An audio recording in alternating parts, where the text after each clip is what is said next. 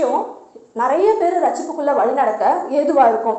இன்றைக்கு நாமளும் ஒருத்தவங்களுக்கு தானே சொல்ல போகிறோம், அவங்களோட வியாதிக்கு தானே சொல்ல போகிறோம் அப்படின்னு நீங்கள் நினைக்காம உங்களோட வியாதி குணமாகணும்னா உங்களுக்காக ஒருத்தர் சிலுவையில் மறைச்சிருக்கிறாரு, உங்கள் மேலே ஒருத்தர் அன்பாக இருக்கிறாரு, உங்கள் நோய்களெல்லாம் ஏற்கனவே சுமந்து தீர்த்துட்டாரு அப்படின்னு சொல்லி நம்ம ஒரு சின்ன விஷயத்த சொல்லும்போது அவங்க மட்டும் ரட்சிக்கப்படுறது இல்லாமல் அவங்க கூட இருக்கிற அவங்க குடும்பத்தாரும் ரட்சிக்கப்படுவார்கள். அவங்க மூலமாக இன்னும் அநேகர் ரட்சிப்புக்குள்ளாக வழி நடத்தவும் அது ஏதுவாக இருக்கும்.